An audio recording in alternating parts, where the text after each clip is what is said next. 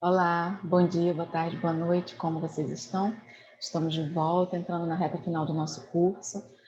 Os módulos, após a nossa primeira semana de respiro, todos eles foram módulos que foram referentes aqueles que foram referentes a temas como produtividade compulsória, a síndrome do impostor, procrastinação, bem-estar financeiro, nossa saúde física, o bem-estar de crianças e adolescentes, e esse agora sobre bem-estar de populações específicas, população negra e população LGBTQIA, são módulos mais aplicados, que falam sobre temas mais do nosso dia a dia ou sobre a aplicação direta de conceitos vistos, que ainda vão ser discutidos, para que nós possamos conversar sobre questões reais da nossa vida, da nossa rotina e que podem afetar a nossa saúde mental. Após esse módulo 14, os 4 módulos finais do nosso curso, eles vão ser direcionados, eles vão retomar discussões mais teóricas e de apresentação de temas e teorias importantes para a psicologia positiva, mas nunca perdendo de vista o significado dessas questões em nossas vidas e sua aplicação. Tá? Voltando aos nossos temas de hoje, temos uma convidada e um convidado muito especiais, que vem falar sobre o tema bem-estar de população negra e bem-estar de população LGBTQIA+. Discutir o bem-estar dessas populações é algo que é extremamente necessário, extremamente importante e relevante para esse momento que nós estamos vivendo. Então, peço a vocês que deem as boas-vindas comigo aos nossos convidados. E para falar sobre o bem-estar da população LGBTQIA+, nós convidamos o professor de psicologia Leogildo Alves Freire. O Leogildo é graduado, mestre e doutor em psicologia social pela UFPB, pela Universidade Federal da Paraíba. Atualmente ele é docente da UFAL, da Federal de Alagoas, onde ele lidera o Laboratório Alagoano de Psicometria e Avaliação Psicológica, que busca realizar coleta de dados, estudo e interpretação de informações a respeito dos fenômenos psicológicos que são resultantes das relações de base sexuais, sociais, sanitárias, políticas, de gênero e representacionais. Vamos dar as boas-vindas ao meu querido amigo Leogildo.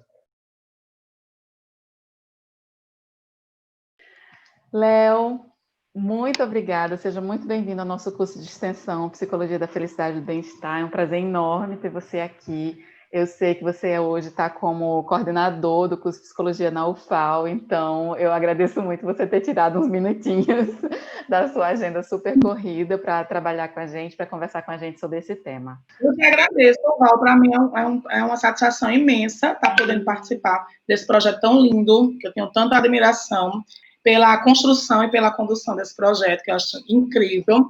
E para mim é uma satisfação enorme estar nesse momento aqui, podendo contribuir em alguma medida para esse projeto tão bacana, essa iniciativa tão interessante que vocês têm encampado. Ai, que bom, fico muito feliz, assim, muito feliz de a gente ter conseguido colocar esse módulo, que eu acho que é um tema muito importante, que não pode ser deixado de lado, que tem que ser discutido, especialmente nesse momento, né? Mas eu queria que a gente começasse conversando de uma forma mais ampla, sem especificar para o contexto da pandemia, tá?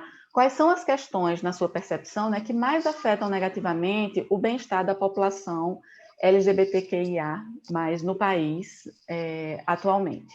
Inúmeros são os estudos existentes na literatura acerca dessa temática, tá? No Brasil, inclusive, nós temos estudos que abordam essa temática também, mas nós temos que considerar uma especificidade que o Brasil tem, que coloca esses estudos num patamar de muita singularidade, tá? E que nos últimos anos a gente não tem conseguido dar conta de abarcar essas questões. Para você ter ideia, o Brasil lidera o ranking mundial de países que mais mata e que mais violenta minorias sexuais. Dados do relatório do GGB do ano 2019 apontam que a cada 20 horas no Brasil, uma pessoa LGBT ela é violentada e ou morta, tá? Incluindo dados também relacionados a suicídio dessa população. Quando a gente faz um ranking, por exemplo, dos 12 estados mais violentos para as minorias sexuais, 6 deles encontram-se na região Nordeste, em um contexto que cada vez mais ele desfavorece a livre expressão da sua sexualidade. Então, no Brasil, se morrem mais pessoas LGBTs do que em países ainda que a homossexualidade, por exemplo, ainda é punida com pena de morte. Quando a gente pega alguns contextos específicos, por exemplo, os segmentos das populações trans, travestis e transexuais, dados desse relatório do GGB, aponta que a expectativa de vida de uma travesti no Brasil é de 36 anos. Quando a gente compara esse dado com dados da expectativa de vida do Brasil, no geral, que é de 72 anos, nós temos uma pessoa, um sujeito que vai ter a sua expectativa de vida reduzida pela metade, exclusivamente por conta da sua identidade de gênero. Então, nós temos essa especificidade que coloca o Brasil nesse contexto. Então, ser LGBT no Brasil é padecer de um contexto de violência, de discriminação e de descarga do preconceito direto, tá? Então, esse é o contexto do Brasil por si só. Para além disso, né, temos algumas questões que são bastante pertinentes de serem colocadas nesse contexto, que é o que alguns autores têm chamado de instâncias de exclusão da população LGBT. Bem, ao longo da vivência LGBT, por historicamente, culturalmente e politicamente ser marcado por esse contexto de violência, digamos assim, nós temos algumas instâncias que elas favorecem processos de discriminação e consequentemente, de exclusão dessa população. E essas instâncias, elas são acumuladas ao longo dessa vivência, digamos assim, né? Eu comecei a ter contato com esses estudos bem no início da graduação. Na minha tese, no doutorado, eu também trabalhei com questões relacionadas, mas foi depois do doutorado, isso tem 5 anos especificamente, eu comecei a me debruçar mais sobre essas temáticas, né? E a gente começou a observar algumas formulações, e hoje a gente tem pensado em como essas instâncias, elas são alinhadas, digamos assim. E a gente foi pensando nas instâncias de socialização, em que aparecem estudos que apresentam esse contexto, e a gente foi pensando também nessas instâncias de exclusão, de modo que a gente pudesse casar esses processos, né, de socialização, de estar, de viver, de vivenciar essa experiência, e de exclusão, que é marcada fortemente pelos dispositivos históricos, culturais e políticos, né? Então, nós temos aí um compilado de instâncias que a gente pode citar ao longo da vivência LGBT, que elas são fortemente agravadoras, digamos assim, de impactos na saúde mental dessa população. A primeira instância de exclusão e, coincidentemente, também de socialização de um indivíduo é a família. Nós temos o primeiro contato com a rejeição e com a discriminação. Não é à toa que muitas pessoas LGBTs, elas acabam abandonando os lares, ou sendo expulsas de casa, ou pelo contexto familiar ser algo extremamente hostil, tá? Além disso, os processos de rejeição também são colocados dentro do contexto familiar, né, pelas figuras parentais, com a não aceitação da orientação sexual ou da identidade de gênero, pela discriminação que acontece também por outras pessoas que compõem a família, digamos assim, do primeiro ciclo, né, quando a gente coloca pais, mães, irmãs, mas também no segundo ciclo, quando a gente coloca pessoas, parentalidades secundárias como tios, primos, avós e avós, entre outros processos, né. Dentro da comunidade LGBT, tudo também acaba entrando dentro de uma pegada do humor, né? Porque é uma das estratégias de enfrentamento que essa população se dispõe para tentar ressignificar as experiências. E a gente eu tenho tido contato com uma colega que está realizando um estudo ainda preliminar sobre como essas violências elas acontecem no âmbito do humor. Né, do famoso encontro com a tia, com o tio, que encontra aquela pessoa que suspeita de ser LGBT ou de ter alguma identidade de gênero contranormativa e perguntar, e o namoradinho e a namoradinha, ou como vai, tais aspectos, e como a gente foi culturalmente colocando esses aspectos como periféricos, né, e não pensando como central. E ao fazer isso, a gente deixa de perceber o quanto essas questões elas são violentas, o quanto esses aspectos eles são colocados dentro de um campo que ele é muito danoso e muito agravante, porque nem sempre, né, tem uma expressão lá da parede que diz, lá em Conceição, que diz assim, nem todo dia é dia de Santa Luzia, né? Nem todo dia a gente está disposto a encarar essas experiências com humor, com a flexibilidade. Tem dias que nós estamos também tão assim agravados que esses processos eles acabam sendo muito torturantes, mais do que em outros, e assim vai. Então, essa instância, ela traz consigo um significante muito potente, porque ela coloca nesse primeiro momento, que é o primeiro momento que a gente tem de referência, tá? Algo que nos coloca num patamar de inferioridade, de rejeição, de discriminação, de algo que não pode acontecer. Em observações não sistemáticas, é muito comum relatos de pessoas LGBTs que, ao terem suas primeiras experiências, né, seja elas sexuais ou afetivas, elas relatam que, ao chegarem em casa, elas sentem um peso gigantesco da culpa, da vergonha, e um dos elementos que mais emerge no discurso de qual o objeto dessa culpa, dessa vergonha, é a possibilidade de pais ou familiares ficarem sabendo que isso aconteceu.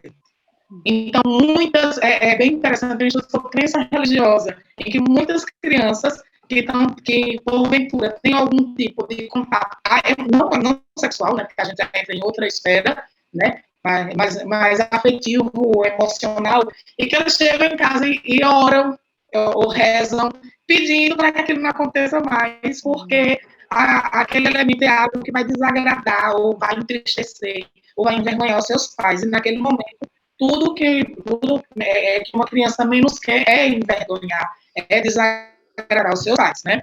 Então, tem esses elementos. Bem, a família também é a nossa primeira referência acerca dos nossos valores, acerca dos princípios que norteiam nossas vidas, acerca dos nossos julgamentos morais.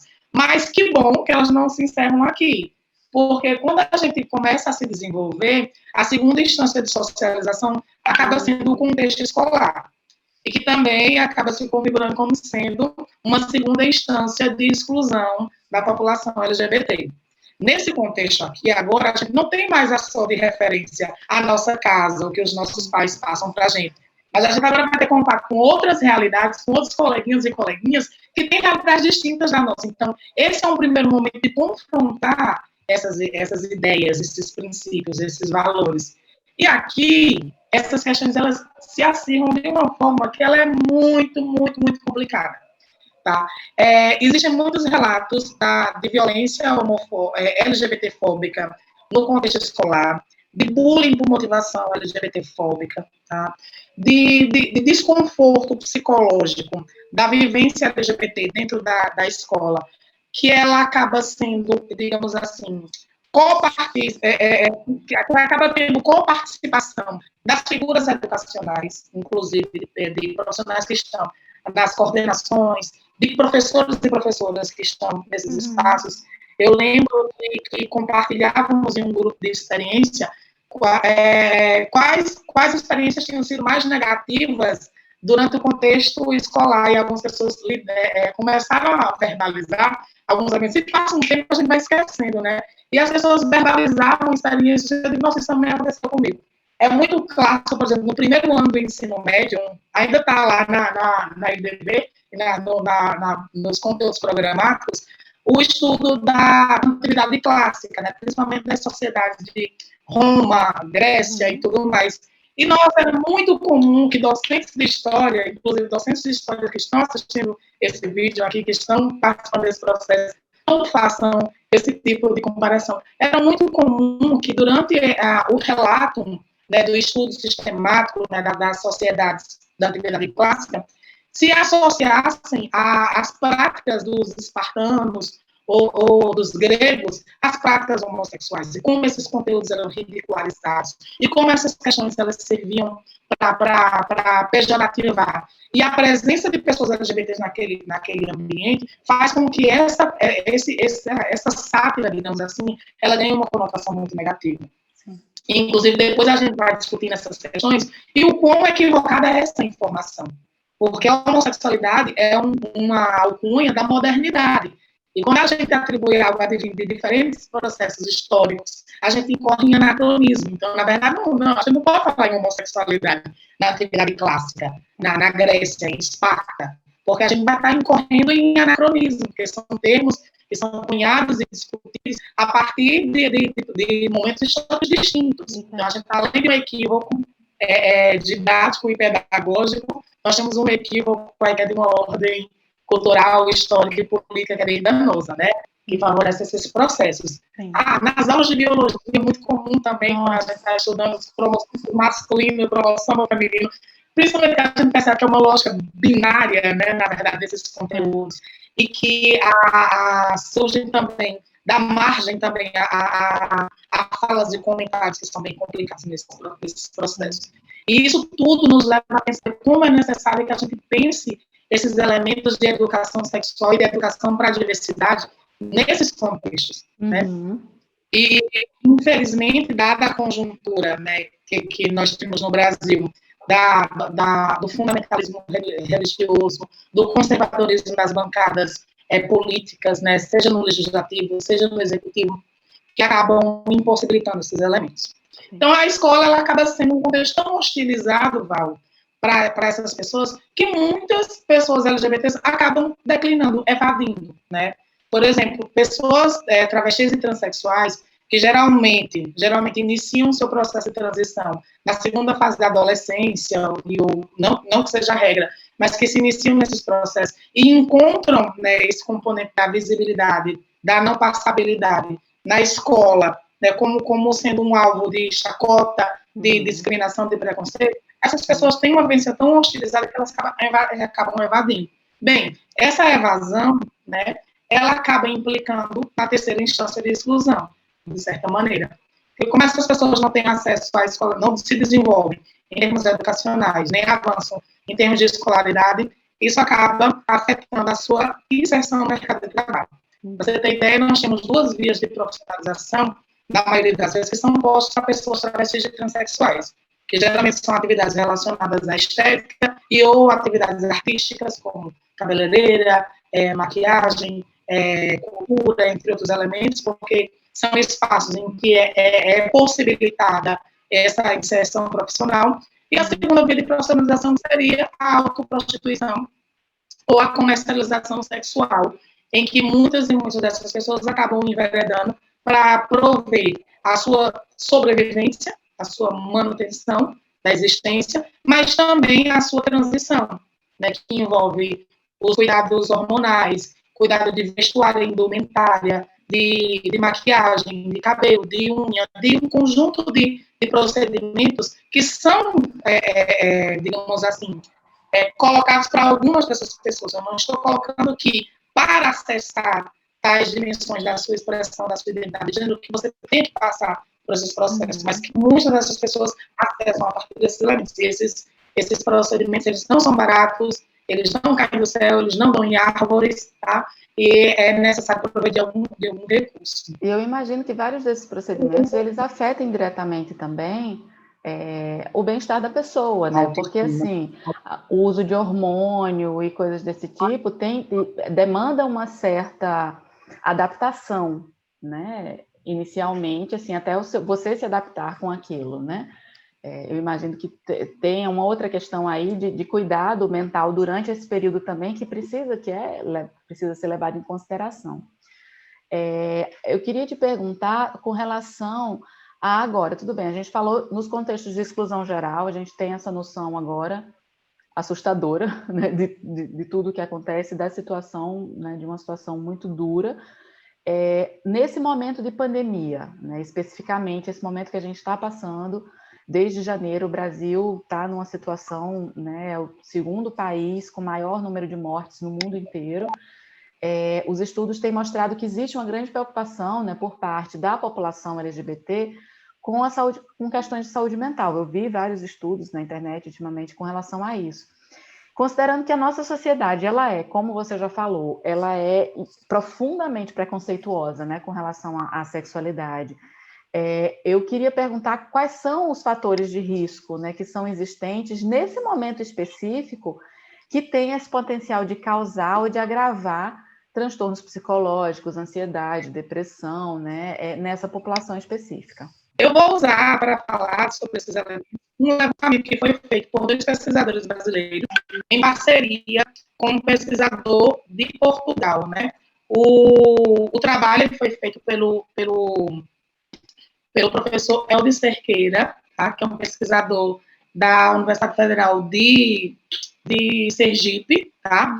Junto com o professor Mozart Miranda Ramos, que também é professor da Universidade Federal de Sergipe, em parceria com o professor Jorge Gatto, tá? Eles fizeram um relatório de divulgação com dados preliminares, né, a respeito de redes de apoio social e da saúde psicológica em jovens LGBTs+, né, durante a pandemia da Covid-19. Bem, esse relatório ele já está disponibilizado online para que as pessoas possam consultar e traz um conjunto de informação das mais variadas, assim que você possa imaginar, um relatório muito completo, desde caracterização da amostra, de como que está a presença de que participaram desses grupos, né, das diferentes orientações sexuais, das identidades de gênero, sabe? É um levantamento muito interessante, sabe? E tem algumas coisas bem interessantes. Eles trazem também dados relativos à infecção durante esse período, aos impactos a nível individual, de como a pandemia tem afetado a sua vida, de como a nível social, de como é um relatório maravilhoso, inclusive, é uma das questões que estão presentes na nossa disciplina, né? Como eu mencionei para a Val, eu estarei ministrando nesse semestre, agora, no período letivo emergencial, uma disciplina, né, que fala sobre tópicos especiais de saúde mental da população LGBT na contemporaneidade. Na contemporaneidade, porque a gente vai focar no contexto da pandemia, né, e como que esses elementos eles acabam agravando, digamos assim, esses elementos, essas questões. Sim. Mas aí eu vou falar um pouco da proposta da disciplina, porque a proposta da disciplina acaba chegando exatamente para responder agravos, né, que impactam na saúde mental durante a pandemia, tá? A gente vai partir de uma discussão acerca do contexto geral, do Conceito Geral de Saúde, aquele conceitozinho lá, maravilhoso, batido, né, Organização Mundial de Saúde, né, desse estado inalcançável, que é posto desse bem-estar social, espiritual, né, e é inalcançável, né? Para ter saúde, minha filha, você tem que ter muita coisa aí que você alcança. Então, a gente vai partir desse conceito, mas a gente vai fazer uma reformulação dele, né? A gente vai pensar a saúde como determinada socialmente, né? De pensar que a saúde é algo que ela depende de elementos educacionais, de elementos sociais, familiares, políticos, sanitários e tudo mais. Essa mesma pegada nós vamos atribuir ao conceito de saúde mental. Já que pensar a saúde é pensar em determinantes sociais da saúde, pensar a saúde mental é também pensar em determinantes sociais de saúde mental. E nesse contexto, a gente vai trazer um conjunto de discussões a partir de um respaldo teórico de uma pesquisadora, que é a Judith Butler, que ela vem trazendo algumas discussões sobre como que algumas vidas são consideradas precárias e não dotadas de existência legítima, digamos assim. E a gente vai pegar esses grupos, né, mais vulneráveis para pensar esses elementos.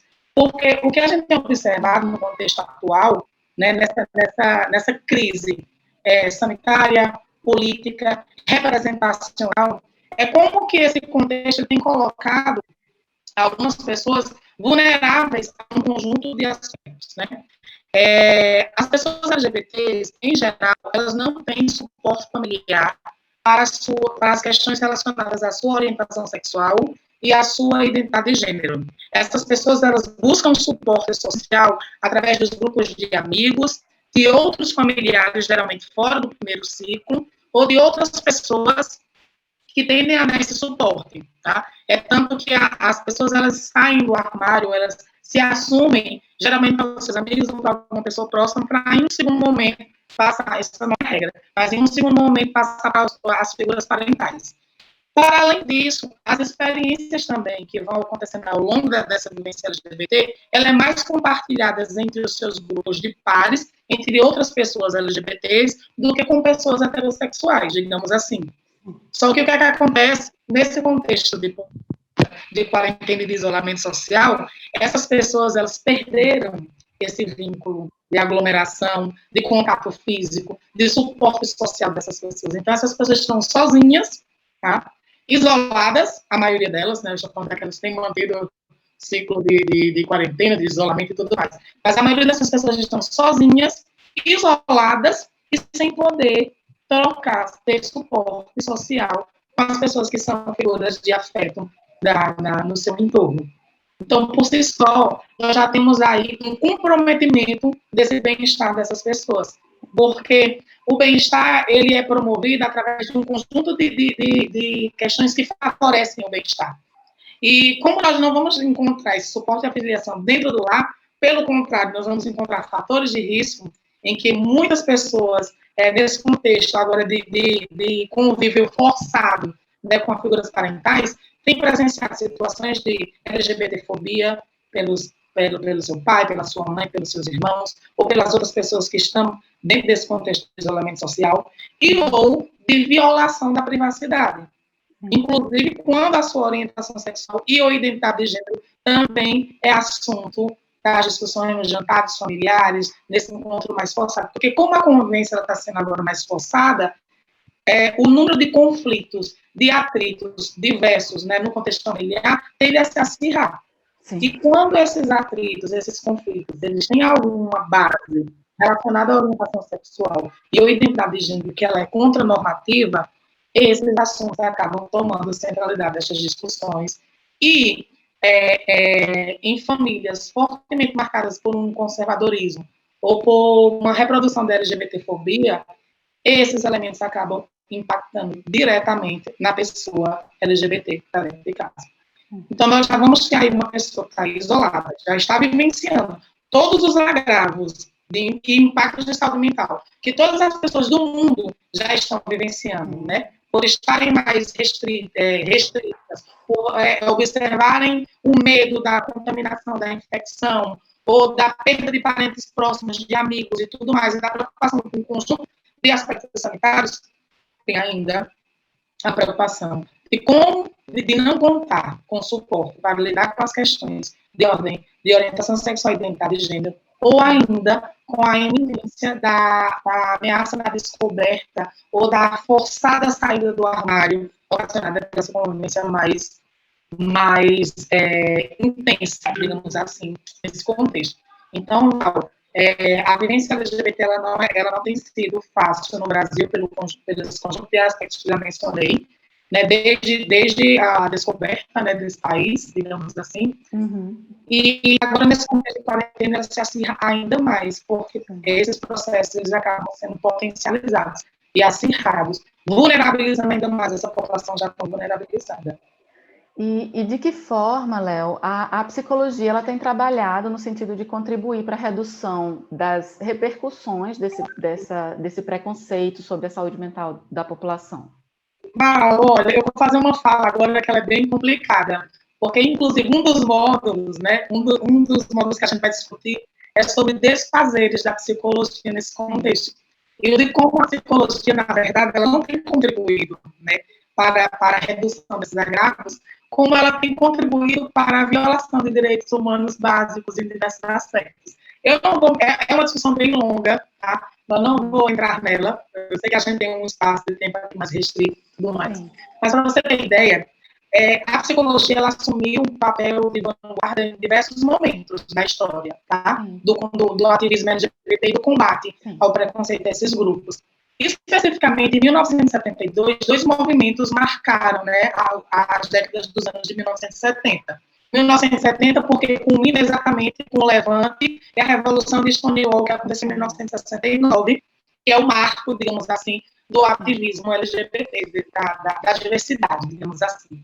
Mas a psicologia, por incrível que pareça, encampou esse movimento, né, na década de 70. Foram dois movimentos interessantes. O primeiro deles, né, foi a criação do termo homofobia, que emerge na psicologia, tá?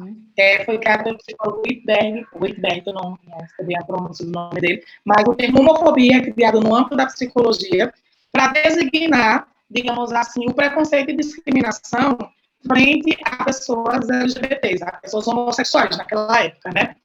E o segundo movimento é a retirada do termo homossexualismo do transtorno, Manual de Transtornos do DSM, né, pela Associação Americana de Psiquiatria. Bem, esse movimento de retirada da homossexualidade dos manuais de transtornos mentais, ele não aconteceu por uma ação benevolente dos psiquiatras. Um belo dia, olharam assim, nossa, olha, a homossexualidade não é doença nem patologia, vamos retirar. Ele aconteceu por forte influência do ativismo LGBT, que desde a Revolução de Stonewall, que culminou em 69 em Stonewall, repercutiu em diversas instâncias. E não era à toa que isso ia repercutir também nesses aspectos.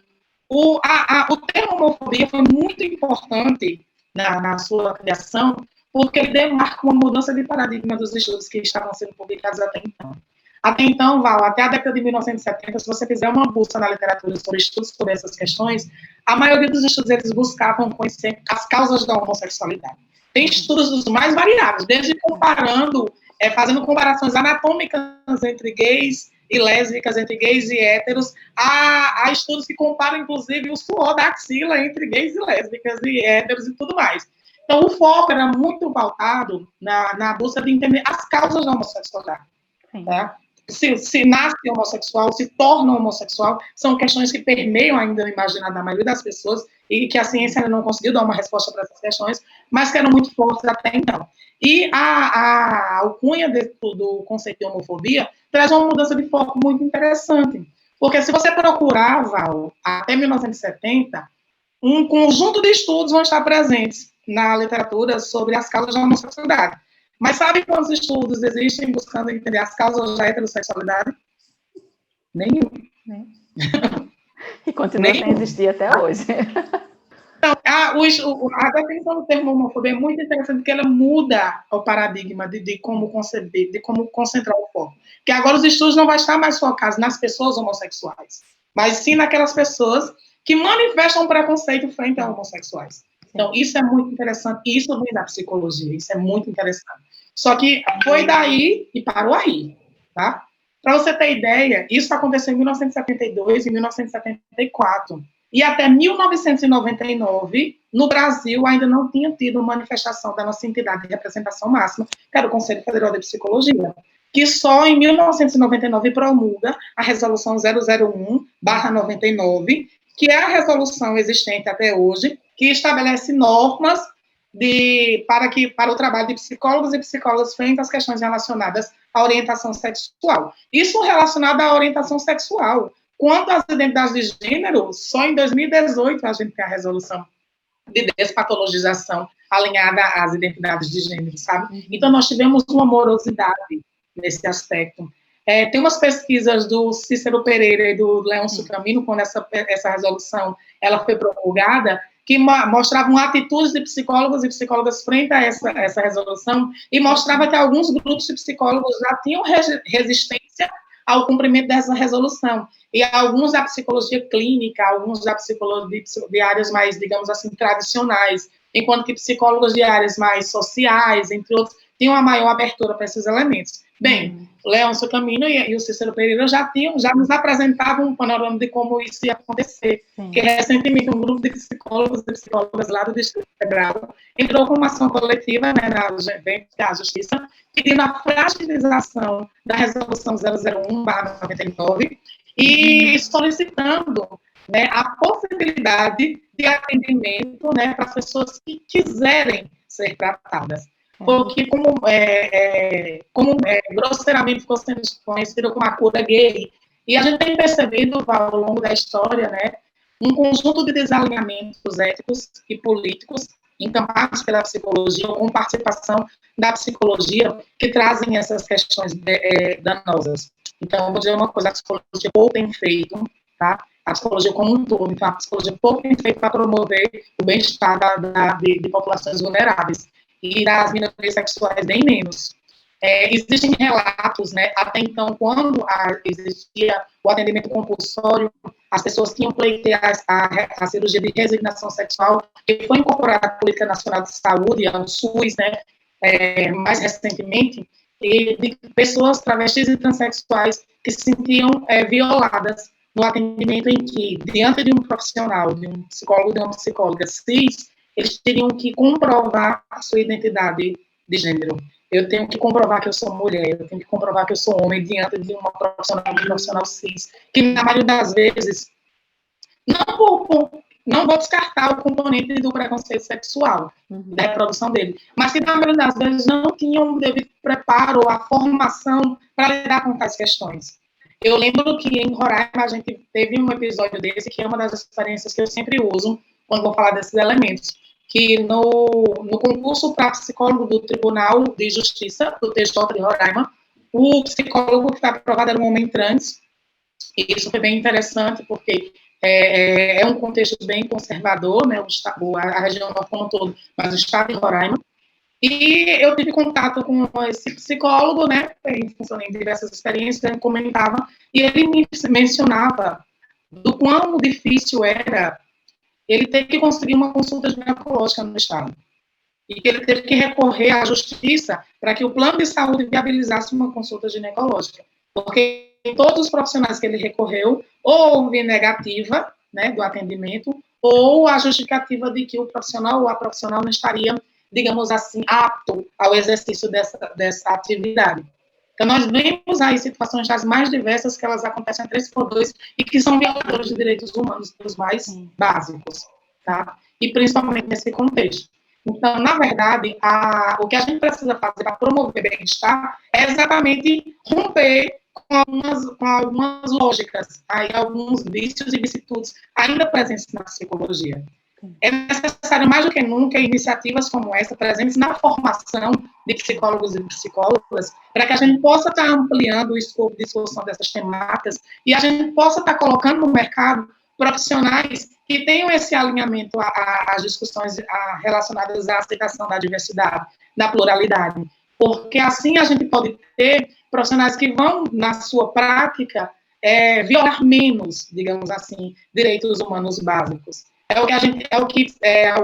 Alguns profissionais, pesquisadores na psicologia têm chamado de psicologia combativa, de pensar uma psicologia para LGBTs, de modo que a gente possa também pensar especificidades, mas práticas de pesquisa e interventivas que estejam alinhadas, de fato, à promoção de saúde psicológica dessas populações e da minoração desses agravos que acontecem a 3x2, principalmente no Brasil, que possui um contexto tão danoso, em que a situação das minorias sexuais ainda é tão crítica nesse contexto.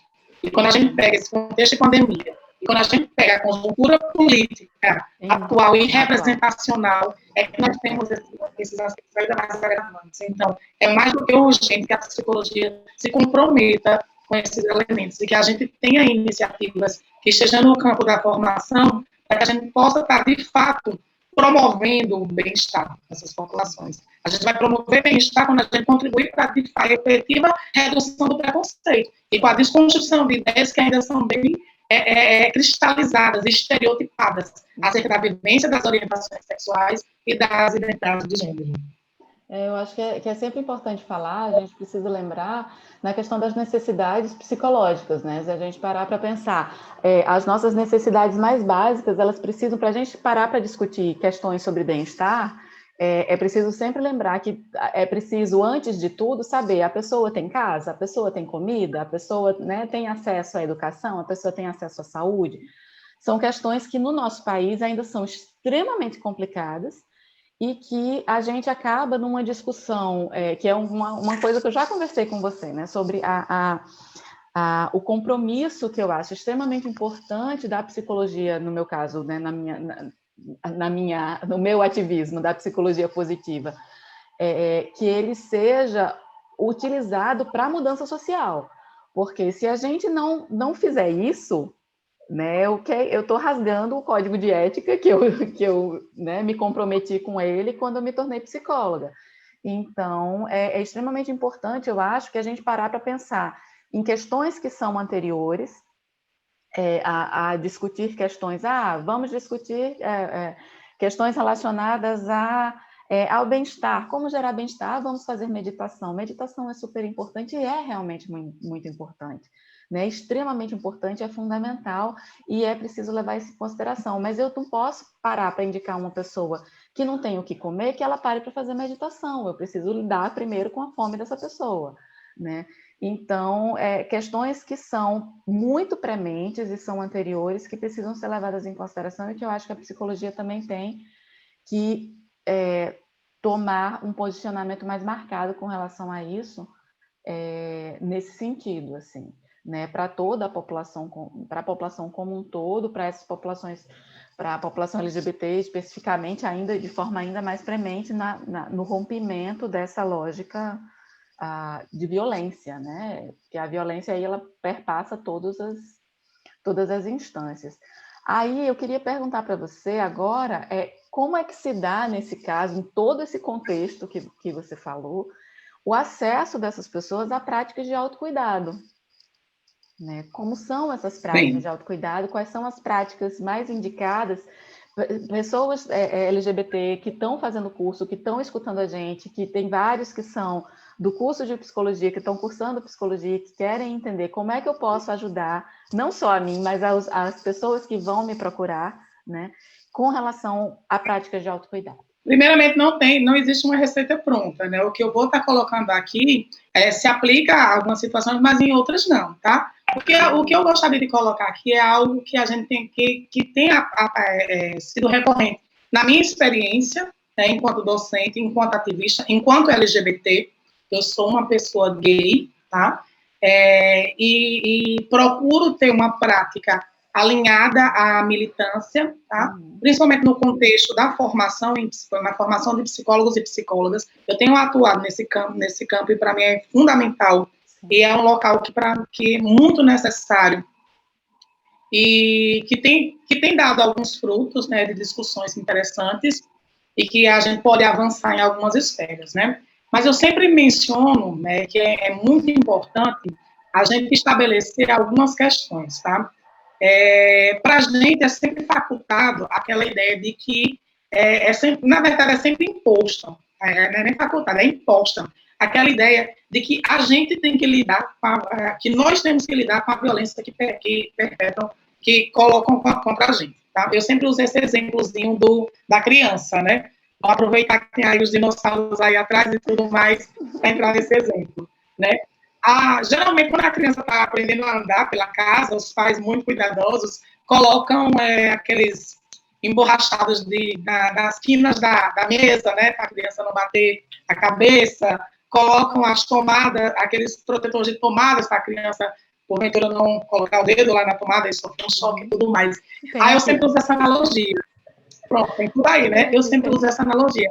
Val, para ser sempre colocado para a gente usar protetores de quina na mesa para que a gente não bata a nossa cabeça todos os dias. Para que a gente coloque protetores e não nas tomadas e a gente não sofra esse choque, porque a gente recebe choque e quinas de mesa no nosso caminho durante todo esse tempo, sabe?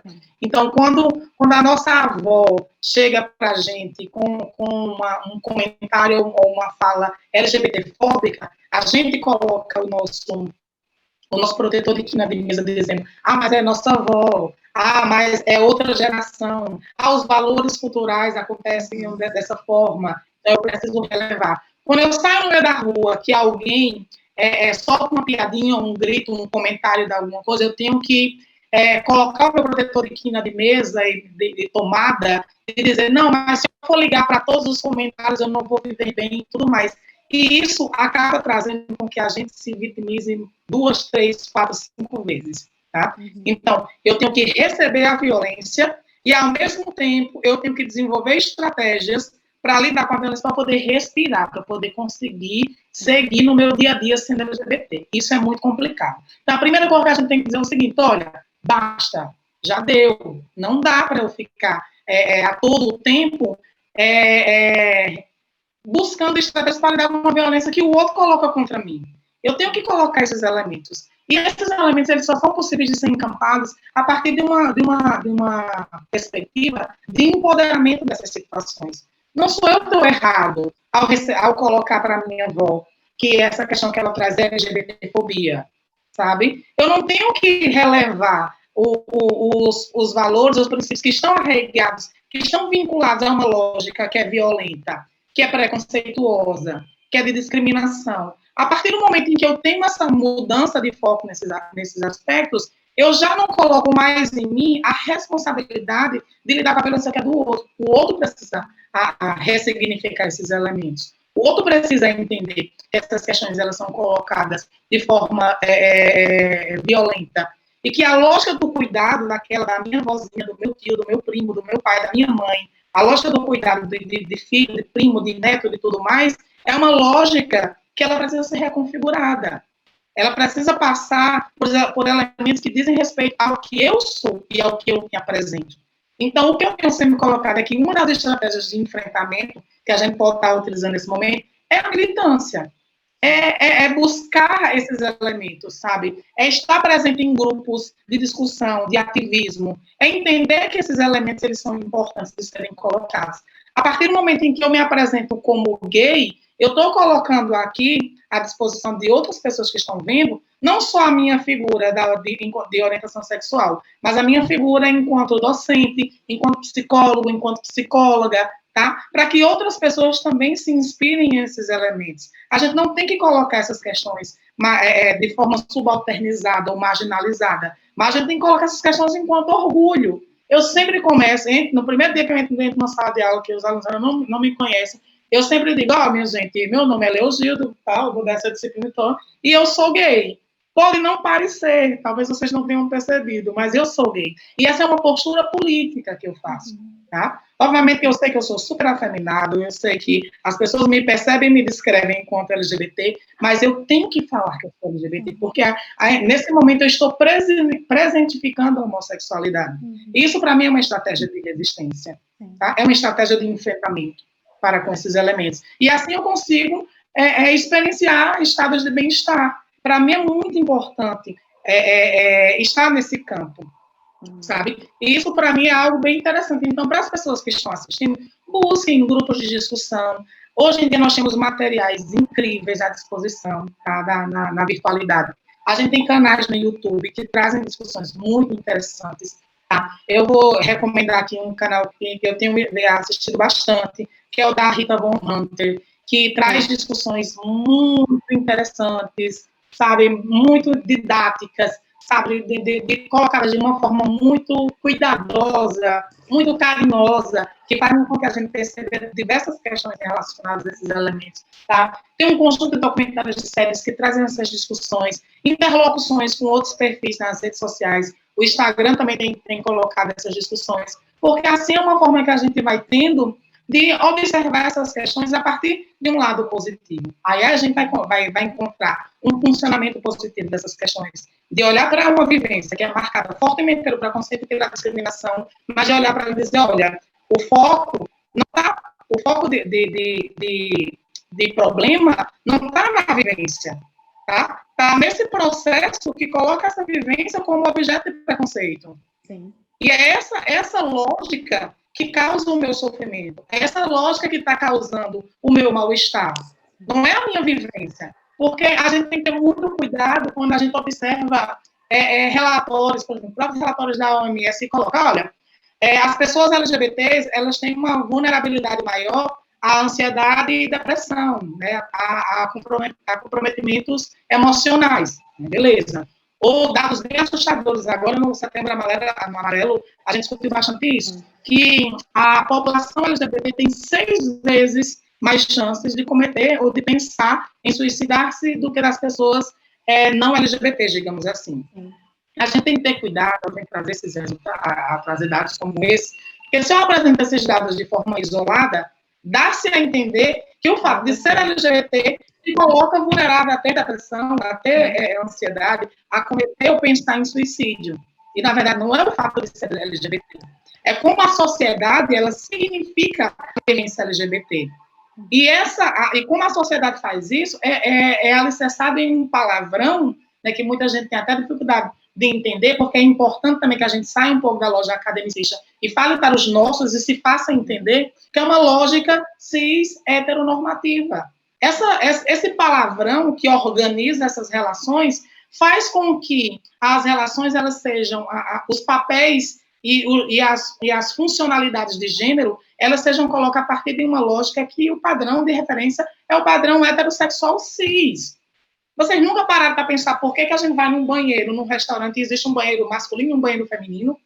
E que quando as pessoas tendem ou tentam ressignificar essa lógica, elas são objetos de violência? Aqui em Maceió mesmo nós tivemos esse caso da transexual que tentou utilizar um banheiro feminino, né, consoante com a sua identidade de gênero, e ela foi expulsa, ela foi humilhada em praça pública de alimentação, foi violentada pelos seguranças, inclusive teve toda uma mobilização nas redes sociais a esse respeito, entre outras questões que emergem nesse contexto. Então, nós temos que pensar que essa lógica, por exemplo, ela é organizada a partir de um conjunto de elementos que são forçadamente impostos e que nos colocam em situação de desigualdade, que nos colocam em uma situação de opressão. E essa opressão ela é instituída. Ela é instituída pelo Estado, ela é instituída pelos dispositivos religiosos, pelos dispositivos educacionais, por um conjunto de aspectos que normatizam e regulam essas funções. Então, o que é que a gente tem que colocar frente a essas questões? Que o problema está nessa lógica, que essa é a lógica danosa. Então, o que nós temos que combater não é diminuir os índices de ansiedade e depressão da população LGBT, ou os índices de ideação suicida, mas é de combater essa lógica que promove a elevação desses indicadores de vulnerabilidade psicológica dessa população. E ela está diretamente vinculada à vivência e à dinâmica do preconceito sexual. E a gente, infelizmente, a gente só vai conseguir mudar essa realidade a partir do momento em que a gente tiver dispositivos educacionais que favoreçam essa prática, que favoreçam esses processos, e que a gente possa encampar, de fato, uma ruptura com esses procedimentos, com esses processos cis-heteronormativos, para que nós possamos, de fato, viver em uma sociedade igualitária, justa e tudo mais. As pessoas dizem, mas você sonha muito, você acha que isso é possível? Porque me perguntam muito isso. Me perguntam bastante essa questão. Você não acha que no Brasil a gente não tem melhorado? Não tem... você não viu que agora, no judiciário, as pessoas podem ter sua união estável reconhecida, ou podem ter o exercício da parentalidade regulamentado pelo Estado, e até a LGBTfobia, que recentemente foi enquadrada, equiparada ao crime de racismo, eu digo não, porque a gente só conseguiu avançar, Val, graças à bipartição dos poderes, que permite essa organização, porque no legislativo e no judiciário, não. Tá? Nós tivemos a primeira e única iniciativa de criminalização da homofobia, que foi encampada pelo PLC 196/96, do ano de 1996, que ela caducou na sua tramitação. Ela durou 20 anos tramitando e ela foi arquivada, porque perdeu o pleno objeto. Enquanto isso, nós temos um conjunto de ataques, né, dos mais variados, encampados e apoiados pela bancada conservadora, fundamentalista religiosa. Sabe? Nós temos o presidente da República que ratifica tais elementos em rede nacional. Então, não, eu não vejo que a gente tem melhorado. Se a gente fizer um retrospecto, né, do quanto de pessoas já perderam suas vidas, né, que sejam por violência impetrada diretamente no cotidiano real, seja por aquelas pessoas que estão que morreram reivindicando condições facilitadoras, nós temos aí um intervalo de tempo que a gente, na verdade, não avançou em nada. A gente retrocedeu. Eu comemoro esses ganhos, obviamente. Eu comemorei em 2011, quando a União Estável foi regulamentada pelo STF. Eu comemorei em 2015, inclusive, era um dos objetos da minha tese de doutorado, que era a homoparentalidade. Eu comemorei agora, mais recentemente, com a equiparação da LGBTfobia ao crime de racismo. Mas, para além desses entendimentos, nós precisamos de leis que coíbam esse tipo de comportamento para que, paralela, simultaneamente, com políticas educacionais e com atividades formativas, nós possamos, sim, não para essa, mas para as futuras gerações, experienciarmos uma sociedade mais justa, mais aberta à diversidade e plural, né? Aceitando as diferenças e tudo mais. Então, isso é o que a gente espera. Tá? O nosso campo, a nossa militância, ela vem desses elementos. Então, ela vem desses requisitos. E a gente só vai conseguir a partir do momento em que a gente tiver implementado esses elementos, esses projetos. Então, a gente inicia agora essa disciplina aqui no curso de psicologia da UFAL. Futuramente a gente pretende ofertar de novo. A gente espera também que essa disciplina ela seja direcionada em um projeto de extensão, que já é uma ideia que a gente vem tendo em alguns espaços e tudo mais, e a gente tem implantado, dando a nossa contribuição, e eu acho que esse é o caminho que a psicologia tem que fazer. Cada vez mais a psicologia precisa, de fato, assumir o compromisso dela com as populações mais vulneráveis, tá? E isso não é um favor que a psicologia vai estar fazendo, mas é porque a psicologia tem um projeto político que está alinhado à defesa dessas populações. Então, nós precisamos cada vez mais colocar esses aspectos dentro do que ele é colocado, porque senão a gente não vai avançar. Né? Léo, eu falei para você, quando você criou essa disciplina, eu disse, por favor, faz ela online e abre para todo mundo, porque essa é uma disciplina fundamental. Você sabe que esse é um tema que eu gosto muito, é um tema que me mobiliza bastante. Eu tenho que falar assim, do meu orgulho de ser sua amiga, de ter acompanhado sua trajetória ao longo desse tempo e ver você agora, assim, falando, eu fico bastante emocionada, eu fico bastante feliz de ter acompanhado isso e de ver o profissional que você se tornou e a pessoa que eu sei que você defendendo uma causa que é tão fundamental e tão importante, que fala sobre sofrimento e violência para tantas pessoas. Então, assim, muito, muito, muito obrigada por sua fala, obrigada por sua postura, obrigada por seu ativismo, obrigada por estar aqui com a gente.